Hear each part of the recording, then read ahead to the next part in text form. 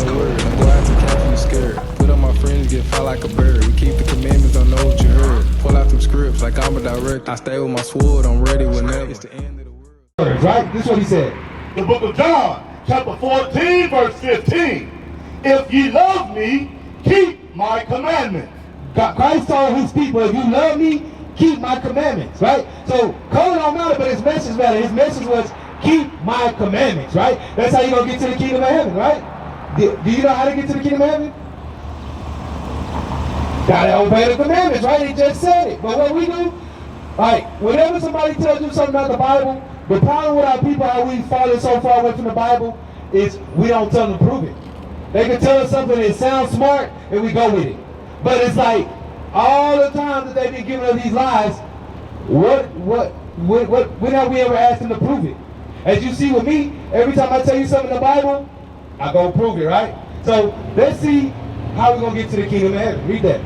The book of Revelation, chapter 22, verse 14. Blessed are they that do his commandments. Because our people walk around and say, I'm blessed, I'm blessed, I'm blessed. How did the Bible say you blessed? Blessed are they that do what? You got to keep his commandments. That's how you're going to be blessed, right? Read. That they may have right to the tree of life. What's the tree of life? Heaven. You're going to have right to go to heaven with the tree of life if you keep doing his commandments, right? Go ahead. And may enter in through the gates into the city. He said you're going to be able to enter into the gates into the city, right? Get the gates. Because, let me ask you a question. What's your nationality? Hispanic? Do you know what the word Hispanic means? Property of or pertaining to Spain. Are you property of Spain? Before I ain't gonna go deep into it, how did the so-called Hispanics become Hispanics? How did they become the property of Spain? You heard of Christopher Columbus, Hernan Cortez, Ponce de Leon? When they came over here, they conquered your people, right? And what country was Christopher Columbus from? Spain. Christopher Columbus was from Spain. So he came over here and conquered the people that was in America and said, now you're my property. Now you're Hispanic. And we run with it. We don't ever question, why am I Hispanic? What does that even mean? Right? African American. Right? Africa was named after Leo Scipio Africanus, a white general. Right? And then America was named after Amerigo Vespucci, a white navigator. Italian navigator. Right. How do I descend from two white men? Why don't we ever question these things? It don't make sense, right? But the Bible gives us perfect sense, right? So the reason I ask you that is because God lists 18 nations in the Bible, right? Hispanic is not in the Bible. Mexican is not in the Bible. Cuban is not in the Bible. None of those names are in the Bible. So who are they according to the Bible? Who are we according to the Bible? That's a question we got to start asking because it's not written as that, right? And when we come to show our people with the Bible that we are the biblical Israelites, right? And some people say, so what? You go back to Revelation real quick. Some people say, so what? What is the big deal about being an Israelite? This is the big deal about being an Israelite, right? Because we all want to go to the kingdom of heaven, right? Read this. The book of Revelation, chapter 21, verse 12. And had a wall great and high. So it's talking about the kingdom of heaven, right? We just read that you got to do the commandments to get access to it, right? It says the kingdom of heaven has a wall great and high.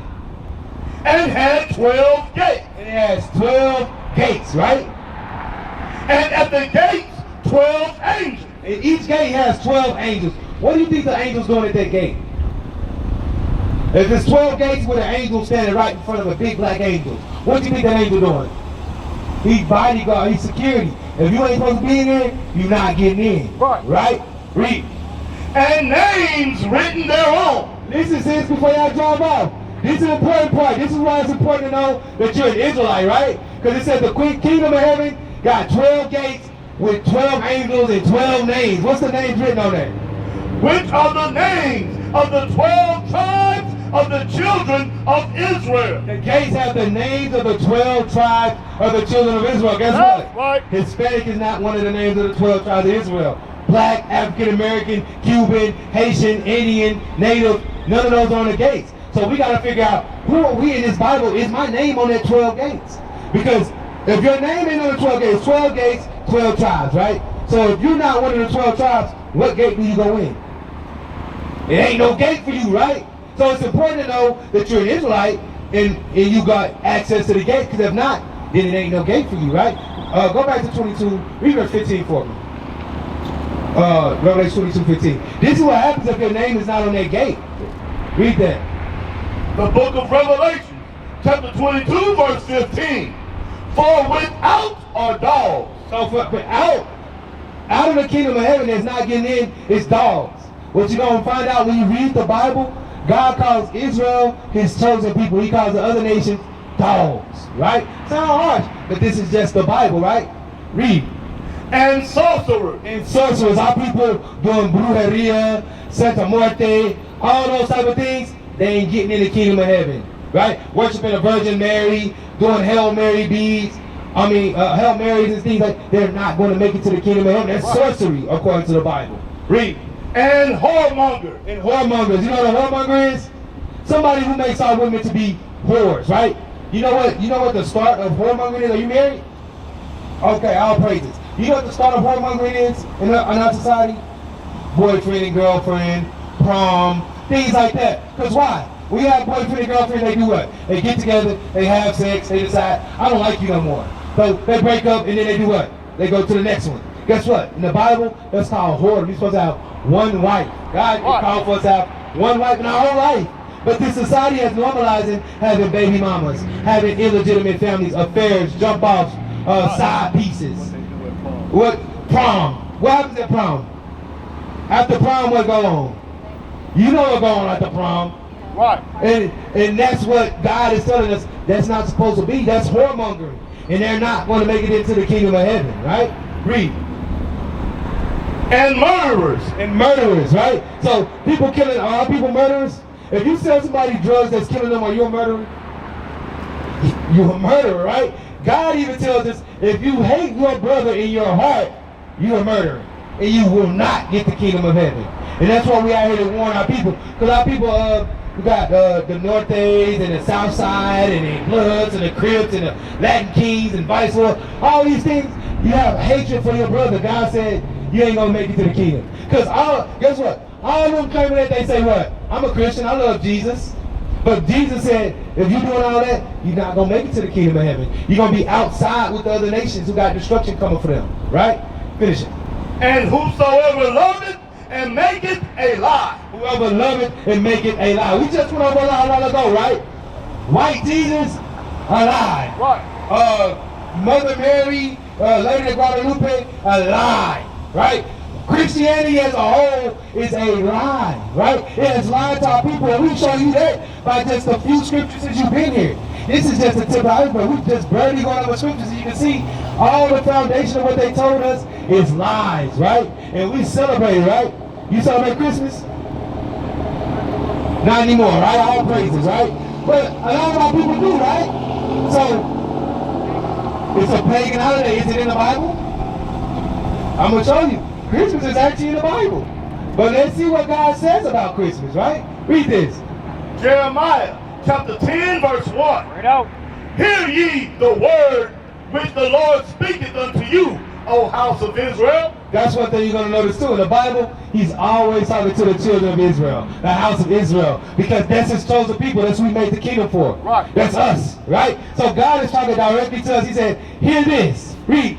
Thus saith the Lord, learn not the way of the heathen. He said, don't learn the ways of the heathen. Christmas, Thanksgiving, Easter, Valentine's Day, Best Friends Day. He said, don't learn the ways of the heathen, but he's going to get more specific. Read. And be not dismayed at the signs of heaven. You know what that means? What's your sign? You say, I'm a Virgo, I'm a Sagittarius, I'm a Leo. He said, don't be dismayed at that stuff. That's for the other nations. That ain't for you. Read. For the heathen are dismayed at them. Right. For the customs of the people are vain. Their customs are vain. Let's see one of the customs. For one cutteth a tree out of the forest. What do we do on Christmas? We get what? A Christmas tree. What do they do? They cut it out of the forest. The work of the hands of the workmen with the axe. They deck it with silver and gold. They do what? they deck it with silver and with gold. Don't they say deck the halls, deck the tree, put the star on it, put the glitter utensil, the gold tinsels on it and the lights? God said, don't do this, right? But that sounds like Christmas, don't it? Keep reading. They fasten it with nails and hammers that it moves not. So back then they fastened it in nails and hammers, but now we got what? A tree stand. You put it on a tree stand so it stands up and don't fall over, right? Read. They are upright as the palm tree. And they stand straight up. Back then, they used the palm tree. Now we use what? The evergreen trees and things like that, right? Read. But speak not. But they can't speak, right? Because back then they worshipped it, right? But how do we worship? You set up the Christmas tree, and then you go, you get a gift, and you bow down and put the gift under the tree. That's the same symbolism as them. You might say, that ain't why I do it, but that's what they did, that's why they did it, and you doing the same thing they did. So basically, you're doing what they did, right? And God told us what? Don't do those things, but do our people do it? Right. And so what happens for our people doing that, right? Give me 28:15 real quick. Yes, sir. What happens from our people doing that? This is what we come out and teach our people, because these are simple things that can be corrected, right? And it'll solve a whole lot of issues in us. You know, the black household spends over like $2 trillion a year on money. It's like the 8th ranked country in the world, just black people in America. That's not even including the Latinos, right? Which we are the same people. And we spend that much money on their pagan holidays. Why do you think they set up a holiday every month? Because now, every month, you're going to go spend your money and give your money back to them and build up their kingdom. And your neighborhood's still going to look like your neighborhood.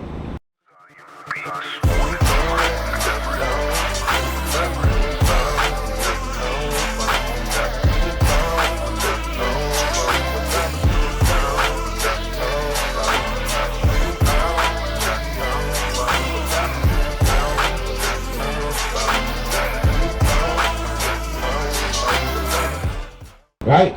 Read. This is the book of Deuteronomy, chapter 28, verse 15.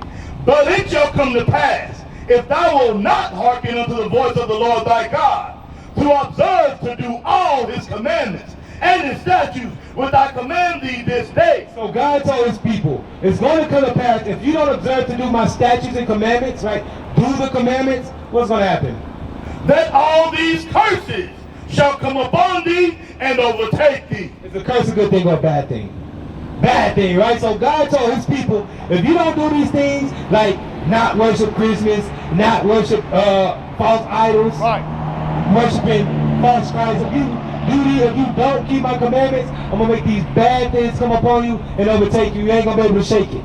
Right? You got 46? Read that. And verse 46. And they shall be upon thee for a sign and for a wonder. What does a sign do? It warns you, it shows you something, right? Like I can see that sign, oh, it says United Amigos, right? So God said these curses, they're going to be a sign on his chosen people so you can see who they are, because they don't know who they are today, right? So we got to go to the signs that he gave us, right? Read. And upon thy seed forever. He says it's going to be upon thy seed. What's a man's seed? His children forever. Is forever still going? We still have children, right? So God said, if the Israelites break this commandment, they're going to be under these curses forever, right? 16. Verse 16. Cursed shall thou be in the city. He said, they're going to be cursed in the city, right? Any city you go to, who lives in the high crime areas, high drug areas, prostitution areas? Whenever you go to a town and you're looking for those type of things, what race of people are you going to see? Huh? Predominantly, what race are you going to see? If I go to a white neighborhood, am I looking for drugs and prostitutes and murder? No, right? What about Chinese? What about black? What about Hispanic neighborhoods? That fills our neighborhoods, right? God said that was going to happen to his chosen people, right? You see how our people, if you look at the news in the cities, our children are coming up missing. Our children are being murdered. Our children are filling up jailhouses. God said the Israelites, they're going to be cursed in the city, right? How else they going to be cursed? And cursed shall thou be in the field. And cursed shall thou be in the field. Who served for hundreds of years in cotton fields for free? Blacks. Who else? The Mexicans was right there with us. That's the history that I tell us. Black people went into slavery in 1692. Hispanics went into slavery in 1619 for the blacks. Hispanics went in 1492. Right. So they were in slavery way before we did. But do you learn about that in school? No, they don't teach you their history. Why? Because if they teach you their history, then you'll start, hey, my history matching up with theirs. Maybe we're the same people. But that's how they divide us. They say, oh, you're Hispanic, you speak Spanish, you get Catholicism. Y'all speak English, you're a Baptist. And now we look at each other and say, oh, we different because they speak Spanish. We ain't the same people. Right. That's the division that they put between our people. Right. But God is calling us to come and put all his tribes back together. All the blacks, Hispanics, and Native Americans have to gather back under the laws of God. Right. That's what we show with this Bible. And then we'll be able to escape the curses in the city, the curses in the field. Yeah? So you know a little bit about, you say you don't keep Christmas and things no more, right? You go to church? You do go to church, right? What do you learn at church? What's some of the things you learn at church? Nothing really, right? It makes you feel good that you went to church. You did the right thing, right? But you really don't go learn, right? And that's why God's telling us we got to come out of these churches. These churches ain't building us up in our community. The churches ain't addressing the community, right? So what we do, we got men that come together and we keep God's commandments and we think of solutions. How are we going to convey the message to our people that we got to do better? We got to do better. Our women got to put some clothes on. Our men got to put up their pants and take care of their households. These are things that got to be addressed. Is the church addressing these things? You probably was at church with a woman with a dress as tight as it can get. You can almost see everything. And that's what goes on in our church. And they don't correct it. And that's the problem. Our people are afraid to correct each other. Right? You got, what you got? Get what you got, then give me Leviticus. Our people are afraid to correct one another. But that's not what God told us to do. I'm going to show you that in a second. Read this. It's the book of Matthew, chapter 7, verse 1. Judge not, that ye be not judged. You heard that before, right? Judge not, that you be not judged. What does that mean? Let's just break off what it says. Because Christianity, they'll read that, but they stop at judge not. You can't judge me. Only God can judge me, right? We go Tupac on us, right? But he said, judge not. Read it again. Judge not, that ye be not judged. That ye be not judged. Read. For with what judgment ye judge, what judgment you do judge with, ye shall be judged. You're going to be judged by it, right? So, does that say you can't judge? No, it just say, hey, don't be a hypocrite. The same judgment you give, make sure you're ready to take it. And that's what we got to do. Come under the Bible, because the Bible tells us to judge our people based off of the commandments. If I see you breaking the law of God, I got to tell you, hey, you breaking the law of God, right? And that's not judging. Hey, sister, you walk around over there half naked, you need to put some clothes on. That's not judging. That's me. The commandment. I'm telling you the commandment. Why? Go ahead. The book of John, chapter 7, verse 24. This is what the Bible tells us to do. Judge not according to appearance. So it says judge not, but it says according to appearance. Get the facts, right? But if you walk around half naked, I don't need no more facts. You in the wrong, right? But it says judge not according to appearance, but judge righteous judgment. But do judge, but just make sure it's righteous judgment. So the Christian notion that nobody can judge me, only God can judge me, that's what's got our people in the condition that we're in today. That's why our households are broken, because nobody can judge, right? But let's see what the Bible says that we are supposed to do to show love to our people. And you'll see why we come out here with a microphone. Why we come out here and our people get mad at us. But it's other God. No. Leviticus 19. Read that. This is the book of Leviticus, chapter 19, verse 17. Thou shalt not hate thy brother in thy heart. So the Bible says you should not hate your brother in your heart, right? Read.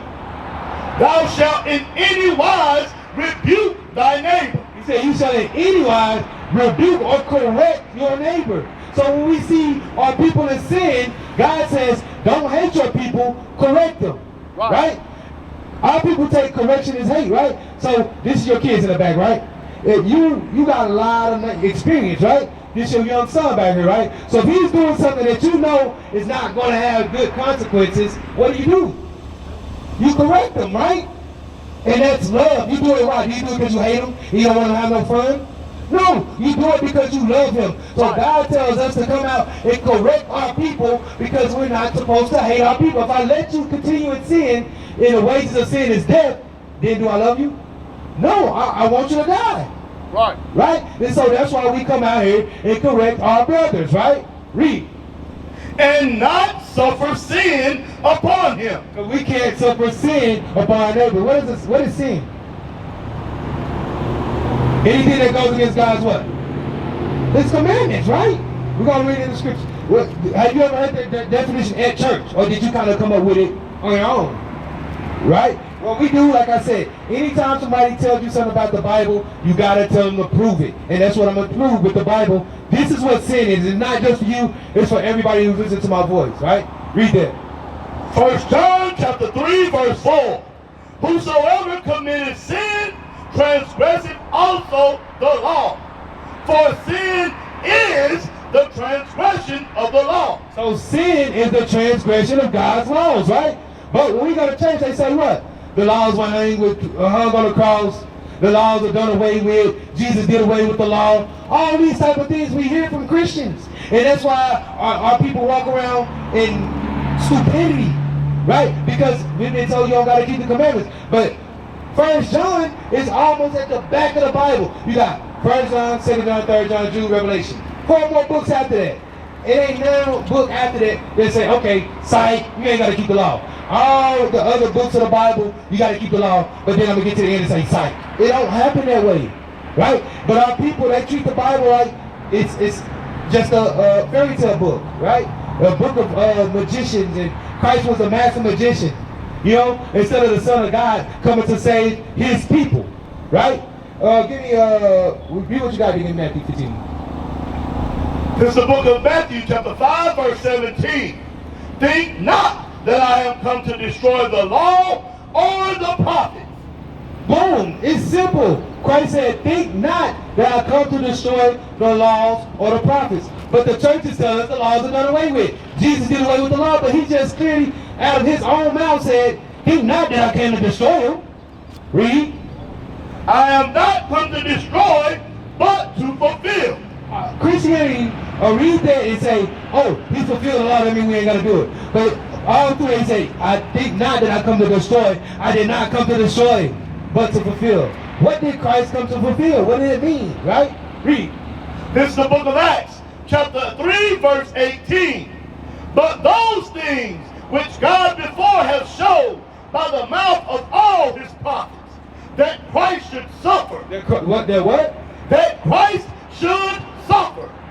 He has also fulfilled. That's what Christ came to fulfill. Because all the prophets prophesied about Christ coming to die for the nation of Israel. Right. And he came and died for the nation of Israel to fulfill the prophecies. Right. Not to do away with the laws, but to make sure everything Isaiah said, everything Jeremiah said, everything Moses said gets completed. Right. And he came and he completed that. But did he take away the law? Did he say we don't got to keep the law? Right. No. Only thing we don't keep now is what? Animal sacrifice. Yeah, you got to kill turtle doves and cows and sheep no more. Right. That's what he came and took away. But every other, the rules that he said, you still got to keep those, right? Finish. For verily I say unto you, till heaven and earth pass. Till heaven and earth pass. Is heaven still up there? We still sitting on earth? He said, till heaven and earth pass. One jot or one tittle. One jot, which is a comma, or one period. Shall in no wise pass from the law. The laws will never be done away with as long as there's a heaven up there and as long as the ground on our feet. The laws ain't done away with. But are our people keeping the laws? No. And what did God say was going to happen if we broke the laws? You're going to have what put upon you? He said you're going to have curses put upon you. And our people have curses on and don't know why. It is because we don't do simple things like keep God's commandments, right? The first commandment is what? No. The first commandment, you shall have no other gods before me. Right. But, as we just described, this is what they worship. Is that what the God in the Bible looks like? That's a false idol. So already, number one, broken, right? Let's do another one. The fourth commandment. Remember the Sabbath day to keep it holy. Right. When is the Sabbath day? That's why God told us to remember it, right? Because it's the 7th day of the week. What is the 7th day of the week according to the calendar? Sunday, Monday, Tuesday, Wednesday, Thursday, Friday, Saturday, right? Speak Spanish? ¿Habla español? ¿Cómo se dice Saturday? Oh, I don't know how to say the days of the week. Huh? Sábado. Sábado. What does Sábado say? Sabbath day. It's in our language. It's telling us Sabbath day is Saturday. But we go to church on Domingo. Right. This is the things that happen to our people. Right. This is destruction, and these are things that simple things written in the Bible. So they serve this guy. They keep Sunday as the Sabbath instead of Saturday, which God told us to remember, but we don't remember that. And then they don't even keep the Sabbath how the Sabbath is supposed to be kept, right? Because okay, let's say Sunday, just for scenario's sake, right? Sunday is the Sabbath day, right? How do you keep it? How do you keep it holy? Because it says, remember the Sabbath day to keep it holy. How do you keep it holy? Holy means different, set apart, different from all other days. How do you keep the Sabbath to holy? We don't even know. We've been told we follow the Bible. The Bible says you got to keep the commandments. He says you got to keep the Sabbath day. We don't even know how to keep the Sabbath day. So that means what? These churches is worthless. They're not teaching us the basic things that it takes to get the basic 10 commandments. It's more than 10. But the basic 10, you know how the Constitution has the Bill of Rights, which is the first 10, but then everything else falls under those? That's the 10 commandments. It's the 10 commandments, but all the other commandments fall somewhere under those. But we don't even understand and keep the big 10, like keeping the Sabbath day. We don't even know how, right? You got one? Let's see, what's one of the things God said to do to keep the Sabbath day set apart? Read. The book of Nehemiah, chapter 10, verse 31. And if the people of the land bring anywhere or any victuals to sell on the Sabbath day to sell. So it says that the people of the land bring anywhere, any clothing, any food to sell on the Sabbath day, that we would not buy it of them on the Sabbath day or on the holy day. So on the Sabbath day and on our holy days, we're not supposed to buy or sell. Right. Nothing on the Sabbath day. So every Saturday, what should happen at Amigos? It should be closed down. If God's chosen people did it, Amigos will be closed down. And then guess what happens? If Amigos is closed down, what do they leave room for now? Now, our people can set up our own stores. And set up, that's revolutionary. That's how we build up our community. But since we break God's commandments and we celebrate every holiday they give us, now their community thrives while yours is dead. It's right. Desolate. It's destroyed. That's simple things God said. So that's one thing we can't do on a Sabbath day. No buying and selling, right? But on Sundays, do our people buy and sell on Sundays? Right. What is the one thing they do after church on Sundays? Where do they go buy? They go buy, they do what? They buy food, right? Let's see what God says about food on the Sabbath day, right? Read that. The book of Exodus, chapter 15. 16, 23. Watch. We're going to show you because now we're going to see how it's a combination of a network, a web of nonsense, right? Because you're not supposed to buy and sell. But we leave church and go buy food, right? Read this. The book of Exodus, chapter 16, verse 23. And he said unto them, that which is the Lord's, that the Lord has said. Tomorrow is the rest of the holy Sabbath. He said tomorrow is the rest of the holy Sabbath of the Lord, right? So remember the Sabbath day tomorrow. So this will be Friday before sundown, right? So the day before, even if let's say, for argument's sake, it's Sunday, right? So the day before, whatever day you got for the Sabbath day, the day before, this is what you're supposed to do. Bake that which ye will bake today, and seethe that which you will seethe. Seethe means to boil. So he says, bake and boil what you would bake today, right? Cook what you're going to cook the day before, right? Read.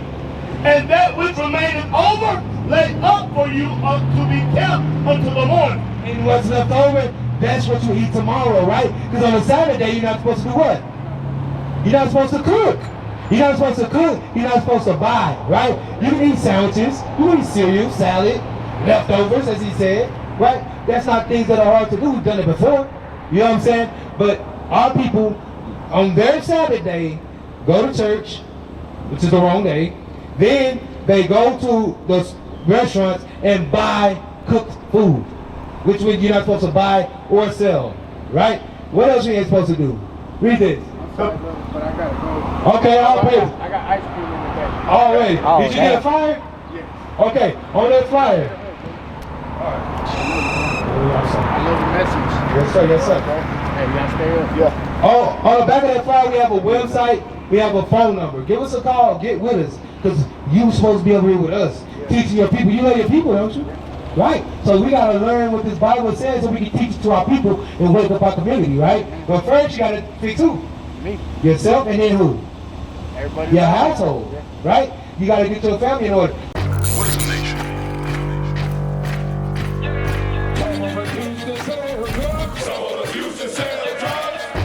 Nation is men leading by example.